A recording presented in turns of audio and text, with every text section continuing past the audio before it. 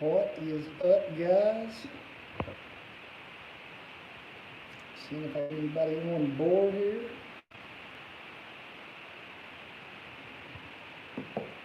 Doesn't look like I have anybody just yet. So I'm going to start this thing off here real shortly. I'm going to let a few more people get in the room here and watch. Hopefully y'all can hear me well. Let's see here. Trying to get the computer brought up too, just to see what's going on with y'all.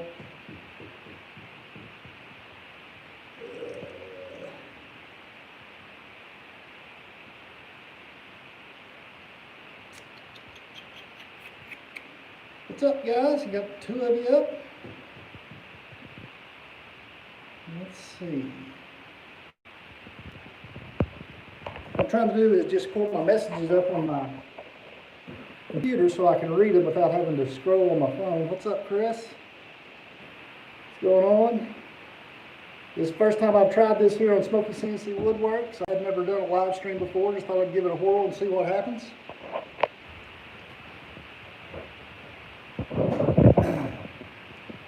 I'm going to give it just a couple more minutes and I'll get into it, explain what I'm doing here today. I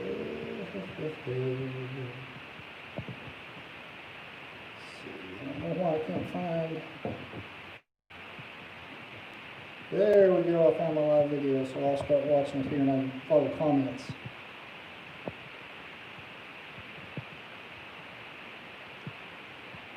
There we go. That way I can see who's in here while I'm talking. So here's the deal. I've had a run of it this week. Saturday our internet went down completely.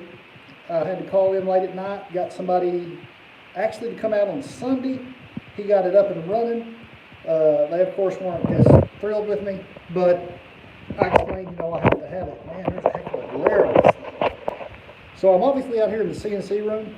I would move closer and look over the machine a little bit better.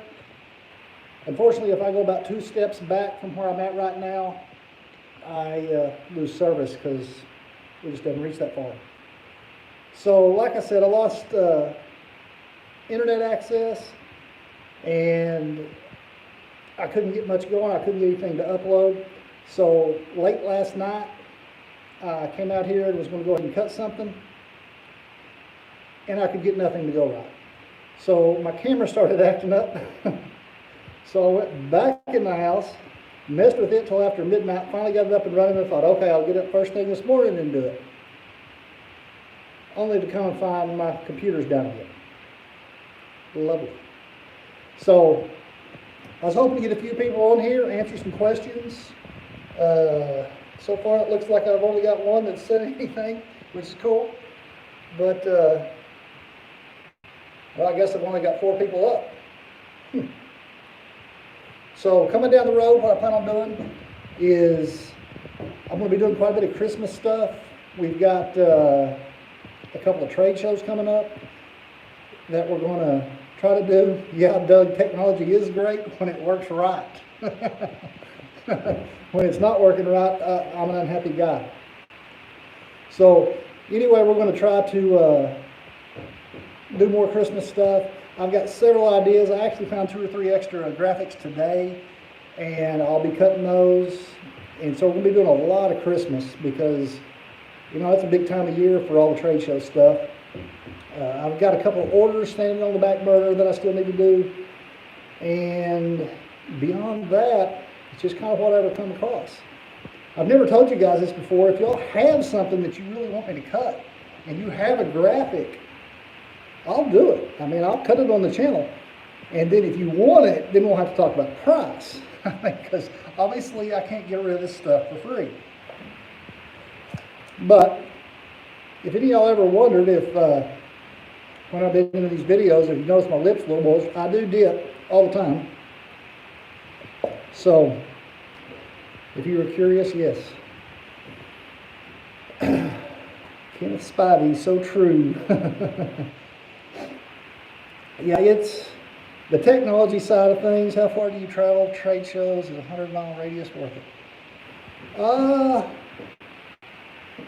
I don't know. We haven't done anything that far outside. And right now, with the way the pandemic stuff's going, I don't imagine we're going to be trying to go hit trade shows that are just monstrous huge. Are y'all still getting a bad glare? It looks like it on my screen. Here, maybe I can get up higher and shoot down. Hi from Michigan. I bet it's nice and chilly up there. But yeah, most of the trade shows we've done at this point are pretty close. We've stayed within a 50-mile distance of them. I think we did one about 60 miles away. And we haven't done any this year. Well, no, we haven't done this year. We last one did was at the end of last year, and then all the stuff started, and trade shows just shut down.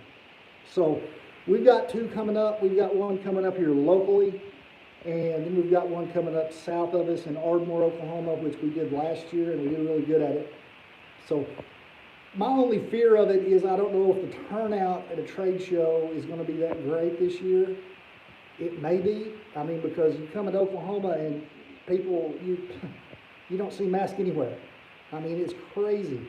And our numbers are going through the roof. And people just aren't taking the precautions. So I don't know. Down the road, I'm going to say yes, we'll be doing trade shows further out. And because I'm going to share something else with you. Hello, what is that? Olive soon? You betcha. I don't mind sharing my designs. And if y'all haven't figured out, some of you guys that do CNC, I will email them to you most of the time. And I'll email you the graphics because I don't mind if you cut it. But, so one of the things that we just now purchased, we just got us a travel trailer. And with part of the reasoning behind that, trade shows that are off a ways, I actually have a generator welder on the back of my truck. We can set up in the parking lot of a trade show, sleep right there by our stuff, kind of the plan. So the other part of the plan is we like to travel a lot. But as far as that goes, we haven't done, I think we've done 3 trade shows total. We haven't done just a bunch. So, like I say, I don't know if 100 miles is going to be too far or not. I'm open for it. I'm open for going into Arkansas and Texas and at least the bordering states for trade shows, simply because I know the money's there. And because the little trade show we do in Ardmore, we were there 2 days and cleared over $2,500, and it wasn't a very big one. So I don't know. I talked to a guy there that does, what was he doing? He does some kind of sign. I'm not sure. The crazy thing is he had all these little plaques that were all done up, and there were kids' names. And he had thousands, and he had every name you could imagine. And man, the guy was a salesman. He would sit there and he'd stop these people. He'd say, an old couple, hey, do you have any grandkids?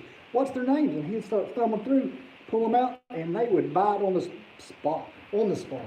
Well, I talked with that guy for quite a while, and what did you mention in one of your videos that you use an insert to reduce your bit size?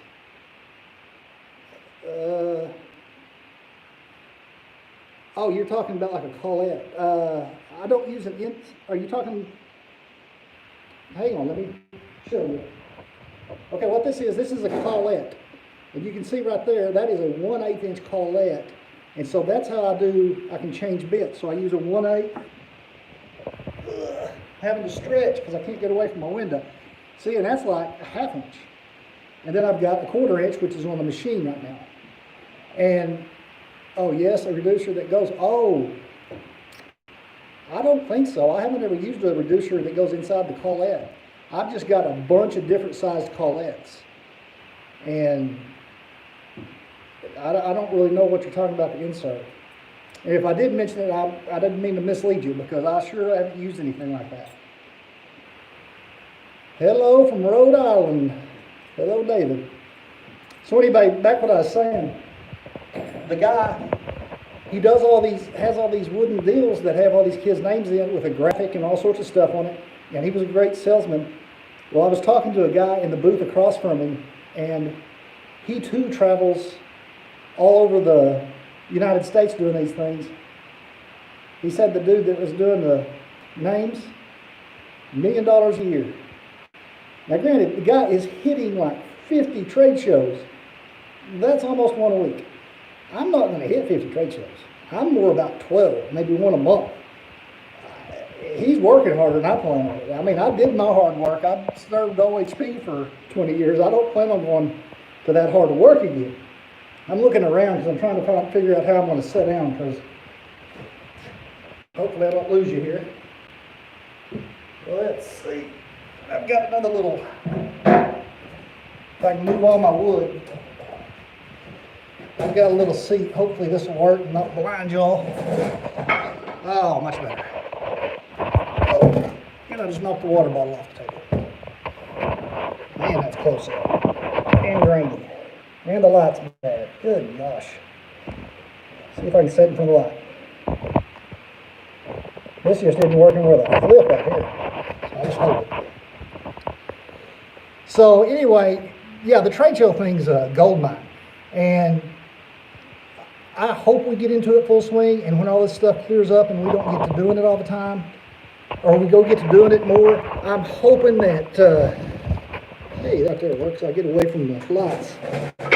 I'm hoping that we get to make it a regular thing for us where we can really depend on the money. Right now we really can't depend on the money from it just because we haven't really experienced any of the big ones.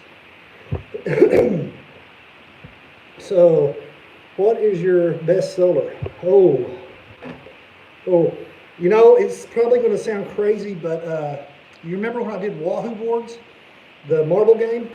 I sell the soup out of them. And I got to be honest, it's one of my least favorite things to make because it's boring. I mean, after I make one or two of something, I don't want to make it anymore. I like seeing the new stuff all the time, just like y'all. I mean, you wouldn't want me making the same thing every week. But it's Wahoo boards. I mean, very simple. And I sell the 4-person one for $55 and the 4 and the 6-person one for $65. I took 3 of them to the last trade show and they sold out within 30 minutes.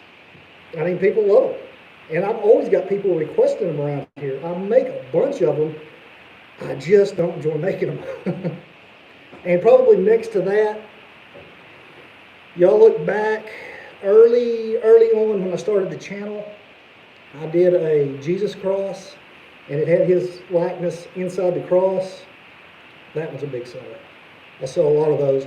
And every time I get those stockpiled up, in fact, I'm looking around, I think I've got one. Stand by. Well, it's dusty as all get out. It's been sitting here, but it's that one. Where you can see Jesus' face in it. I did it a good while back. And this one's actually done in MDF. I do them out of oak now. And so they stain up and they just look beautiful. I've been thinking I need to do another one. I need to do it out of that cedar that I've been using because it's a local wood.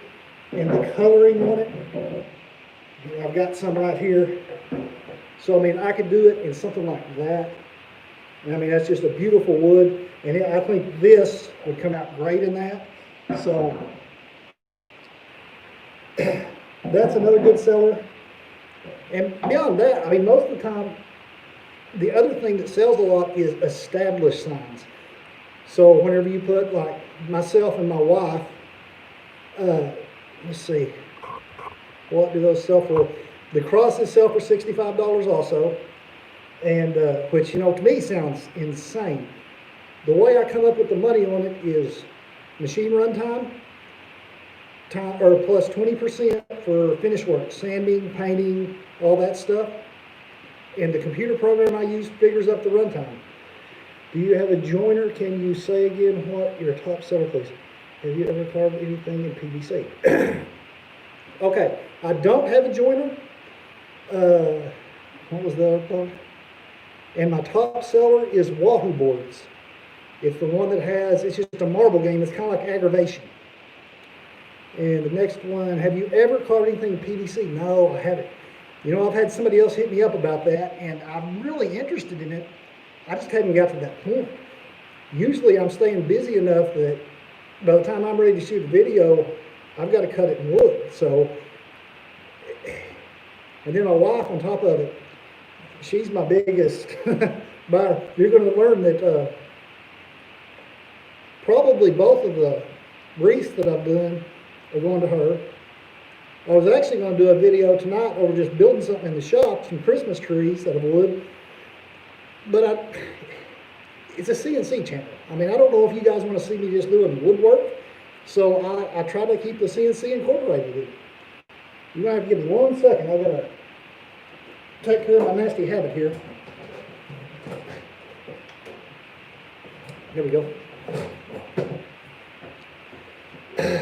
So, I mean, you guys can tell me. I mean, if you don't care if I do just regular woodwork, I do a lot of that too. What software and sender do you use?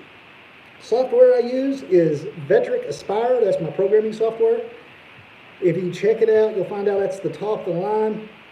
I believe I've explained it before. That was a lucky, that was just by luck. I had VCarve Pro, which is $700, and it honestly does everything you really need it to. 98% of what I do is VCarve.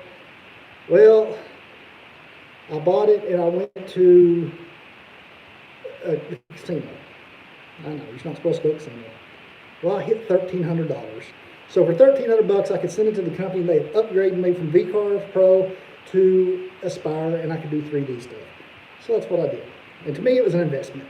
And I do 3D stuff every now and then, but you'll learn that, trying to figure out what we're seeing. Oh, I see what my problem is here. I had a Q-tip in the way. The Q-tip's in this little bucket that I use to clean my airbrush out. I thought that was a glare. So that's what I use on my carved desktop. Yes. I went straight for the bigger ones, but I bought the Aspire just so I could do 3D. What's happening, Christopher Elmore? Chris Elmore is a guy I grew up. I have known him since I could walk. Hadn't heard from him for a while. What's up, man? So I use Vktech Aspire for programming, and then on the computer in the shop, it's Mach 3. That's my controller software, and unfortunately, that's the computer that is down again. The guy's thinking that it's probably a power problem, that the input's somewhere messed up, so he's going to try to replace it and see if that works. I'm hopeful.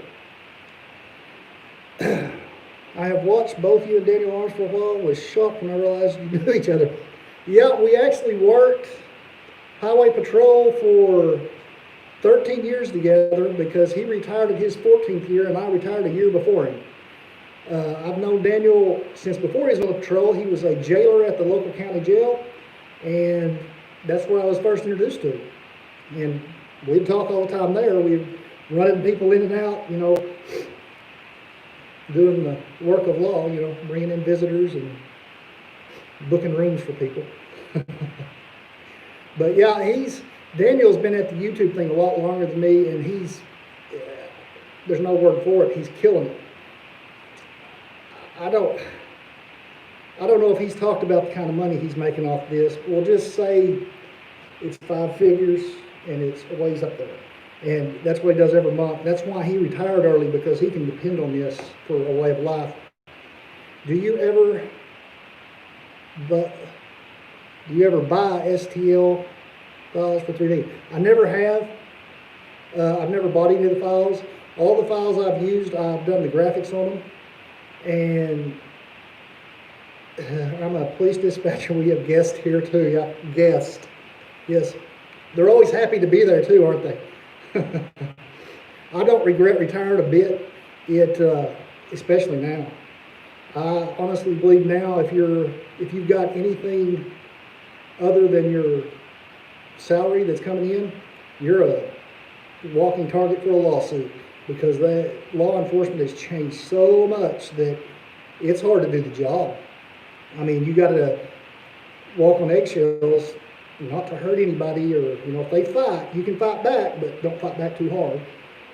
And, you know, they're shooting at you or using a baseball bat, but you need to use less than lethal. Well, no, that's not the way I was Kenneth Spider, retired firefighter for 35 years. Wow. Yes, it has changed a lot. Christopher Noble did 22. Glad it's over with the way things are today.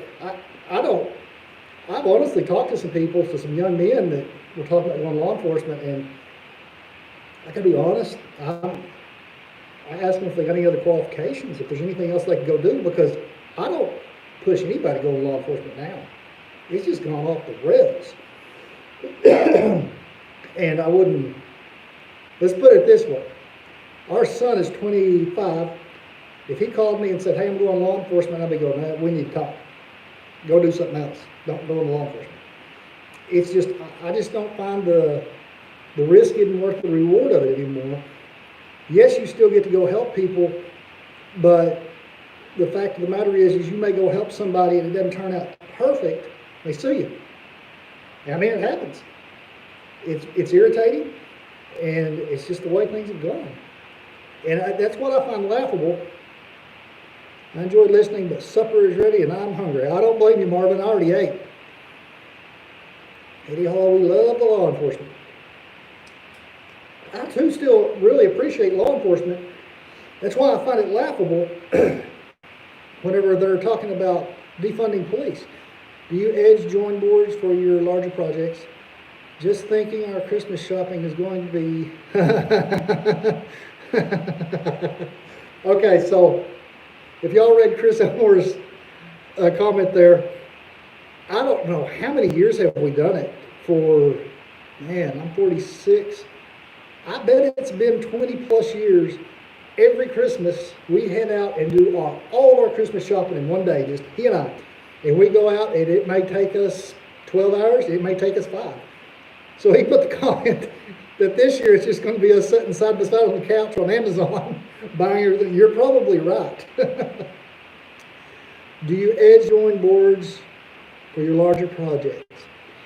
Yes, and so the way I do that, the way I glue up boards, I've got a thickness planer, and so if the edges aren't factory cut smooth, I'll run them on the edge through the thickness planer and make a perfect smooth cut, or I'll run the edge in a table saw, glue them up, clamp them up, and I usually leave them for 24 hours before I ever start cutting on them. And after they dry, I run them through the planer to make a nice smooth surface. So, see if I've missed anybody so far.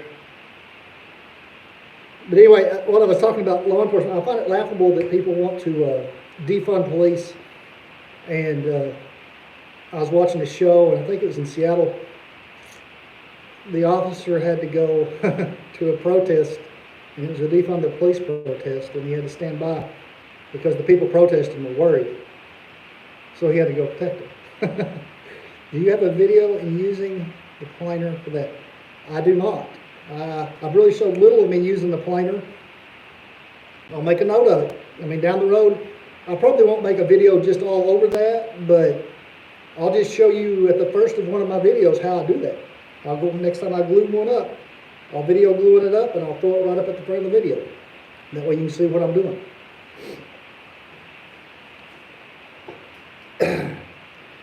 Let's see. Who else is...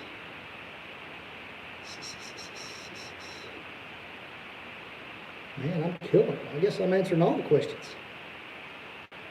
Usually I run behind when I try this kind of thing. I think the only other place I tried this was on my other channel. What's up, Chris Richardson? And I tried it on Smokey Uncuffed and talked a little while. It works well. I just never really thought about doing it on here. And now that I've done it, I can realize that I can answer a lot of questions when I'm doing it. How did you get started in CNC? Ugh. Okay, so I was really going to nerd out. I was still working for the patrol, and I told my wife I was going to build the biggest 3D printer kit out there. And this 3D printer kit that I'd found was like 2.5 foot, maybe 3 foot wide, and about 3 or 4 foot tall. And I was ready to order the kit. When she brought up, she wanted to do trade shows.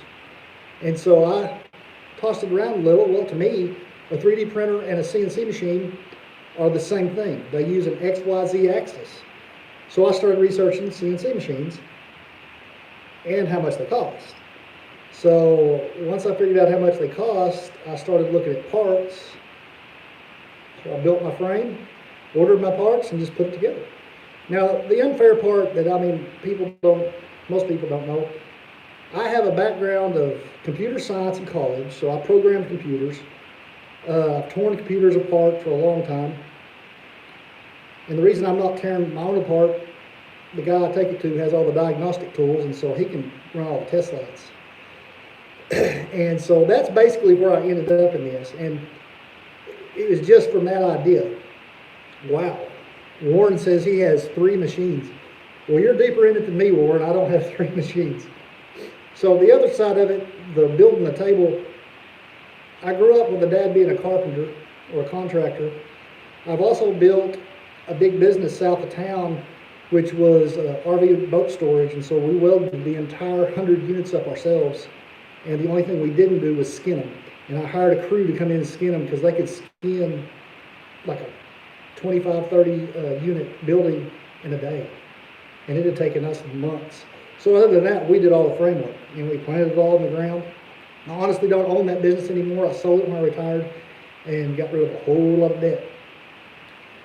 So Warren, you've got 3 machines. What kind of sizes are we looking at there? Are we looking at any 5x10s? Because that's what I'd really like to have. I love to have a 5x10, but I'm not building it. Because that's awfully big, and it would take a good portion of my other shop, but some of the stuff I could do on something that big, it would be amazing. Because something I'd really like to get into do is stuff like real fancy headboards for beds, some desk that I've seen that have some real fancy stuff on the front. My table, my 4x4 is just not quite big enough to do some of the stuff I'd really like to do. You guys feel free to shoot some questions. Ask anything you want. This is your chance, because I don't know when the next time I'll go live is.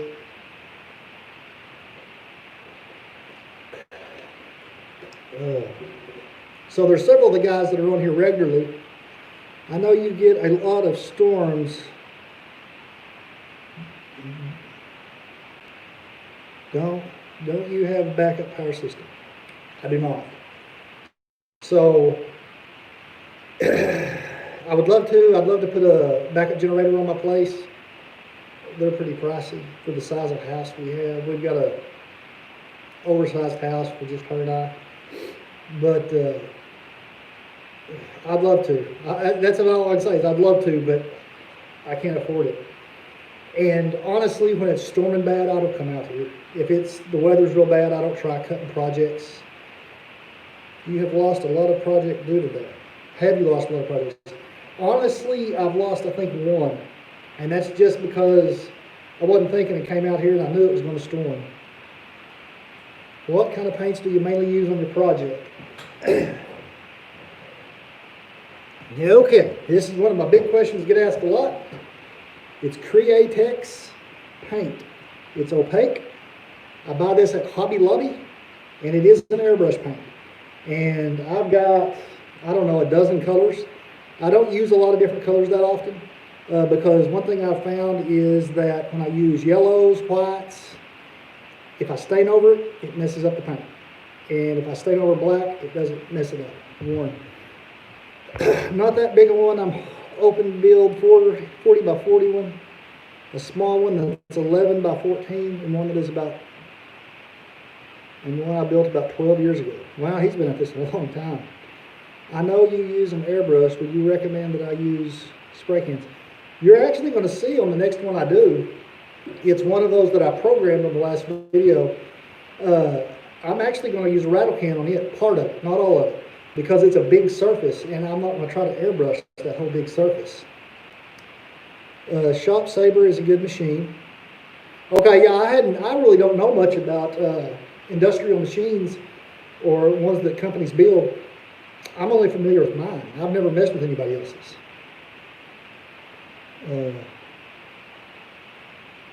Eddie Hall, message retracted. Okay. What is the best size for the trade shows? Like the best size machine or the best size of project? I mean, what are you... Because, I mean, honestly, most of my stuff ends up being about 12 by 12 or 16 by 16, something like that. I don't try to make real big stuff. Wood, yeah. Okay, so the Wahoo table is probably the biggest thing I take, and it's 24 by 24. Other than that, everything's probably about 16 by 16 or 18 by 18. I tried an airbrush after watching you. That's all I do now. Find it easy. Oh, yes. The airbrush thing, I just lucked into that. I just tried it, and it just worked out. I mean, that was just dumb luck on my part. Okay, I'm right now cursing my project, but no matter. It is going on that seal. I'm going to buy a V-groove bit and then a 3/4 bit. Oh, yes. The Nema bits are very pricey. The Freud or the Freuds, however you say that, they work.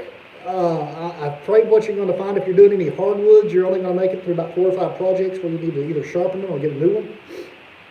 Most of what I use is a real cheap one, but I think I mentioned before is that I've got a supplier that I can buy them at cost, and I'm paying like $7 and something a piece. I was going to see, and I've got them laying around here.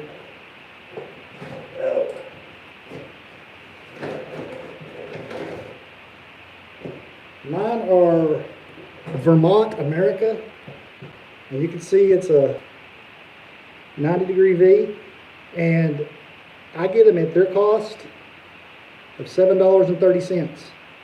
And so when I buy them by like 10, 15 at a time. And so I use them until they get dull. I trash them because I don't even try to sharpen them anymore. Something is cheap.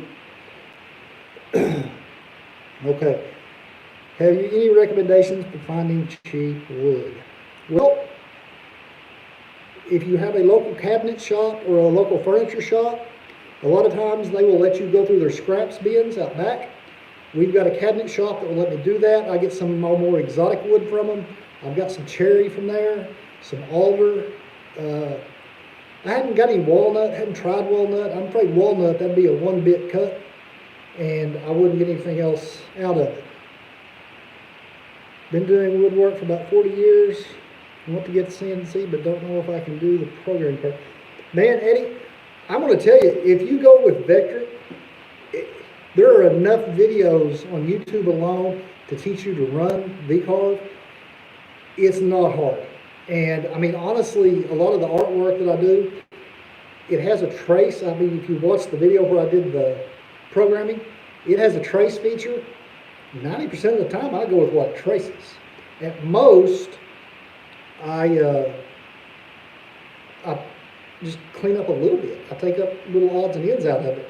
Now then, there is some stuff, and the other side of it is I'm very comfortable doing it. And so I have just drawn some of the stuff on the program from scratch and done it. But I'm telling you, don't be afraid of the software. The program is very easy and it's very useful. Your video on sharpening bits was great. I purchased the files. And when I did that, when I was sharpening bits, I might have been using a Mana bit.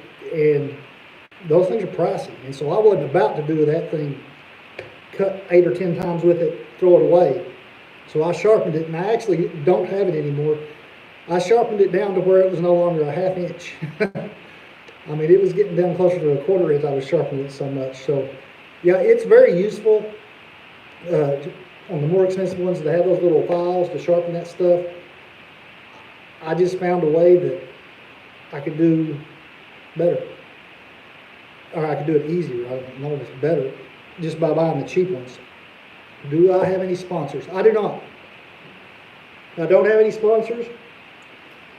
I know a lot of people come forward and just offer sponsorship, but I haven't had any of that yet. And I know another way to do it, you actually have to approach them sometimes to get sponsors. I'm just not there yet. I mean, before I start trying that stuff, I'm going to be looking at around 10 to 15,000 subscribers, just because I think it's going to take that for them to find worth in what I'm doing, because at that point I'll be getting, a couple of thousand views per video. And just about any business would take, 2,000 to 4,000 views, or at least getting their stuff put in front of that many people every week for just a little bit of money. And they named, I don't remember who it was that mentioned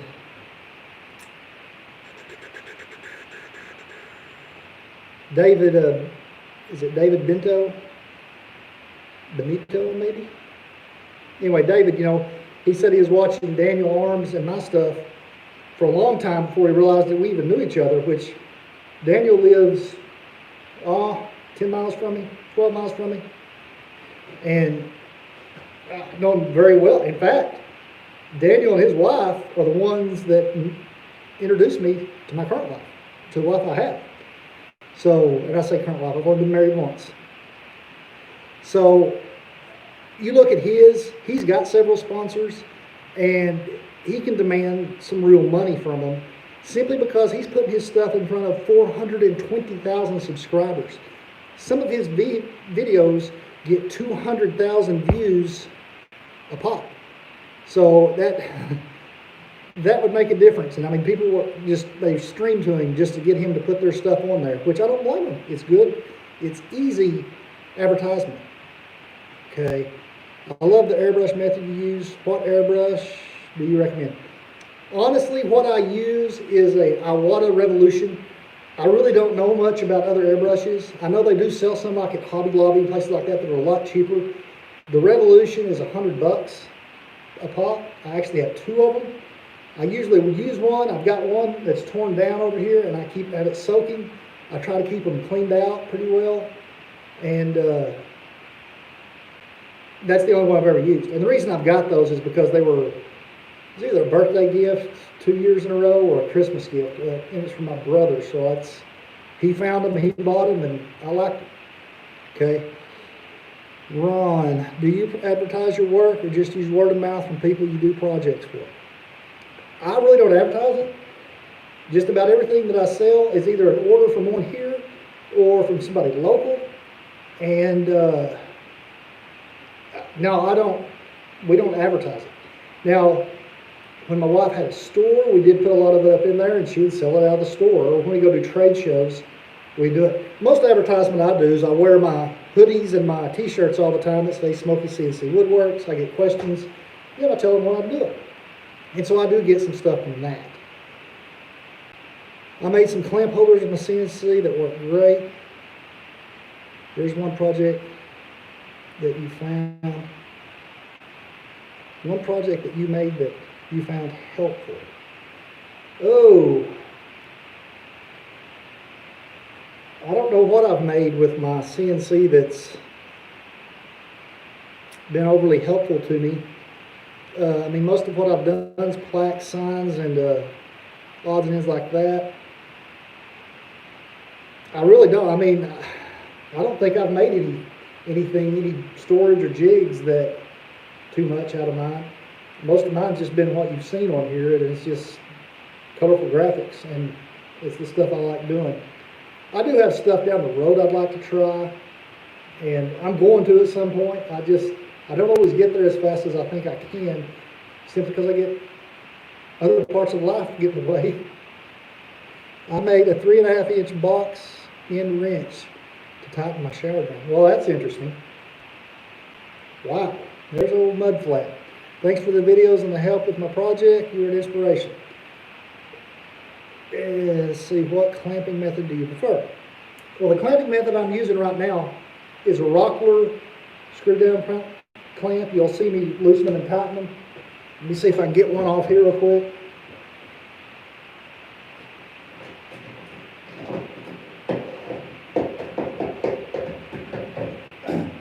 Okay. So you've seen me use these for. These use T-track, which is an aluminum track that goes inside my waste table. And I just cut grooves, or actually I cut little slats of wood 6 inches apart, ran the T-track in there. And the reason it's called T-track is because that slides right down it. And so they're just made by Rockler. And these are aluminum with rubber grips on them. And old Mudflap said, thanks for your inspiration. Yeah, just Mudflap, but from talking to you, I'm thinking your machine's going to come out looking cooler than mine. You sound like you're an actual engineer. In fact, I think you are an engineer. And I'm really expecting your machine to look like a store-bought thing. Not like this thing I threw together.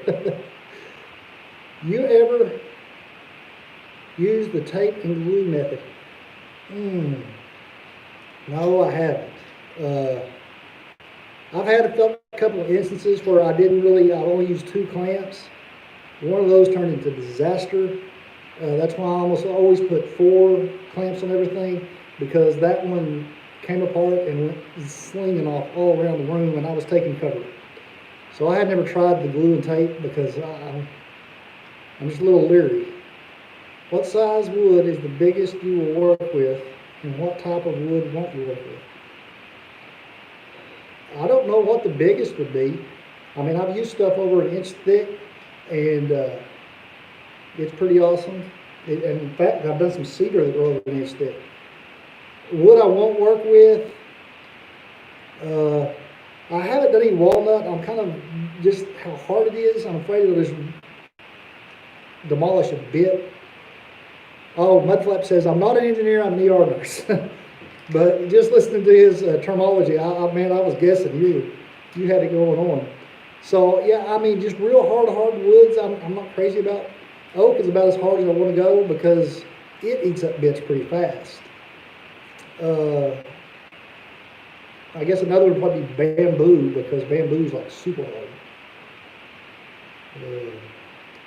Mudflap's not okay, I read that. And have you ever used tiling? I know your machine is big. I haven't done any tiling. And if you don't know what tiling is, it means breaking your project apart, say in 4 sections.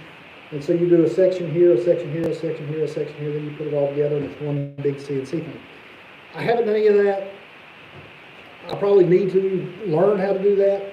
And the thing is all the stuff that I do, I'm self-taught. I've never had anybody show me how to do this stuff, so I just read about it and I come out here and play.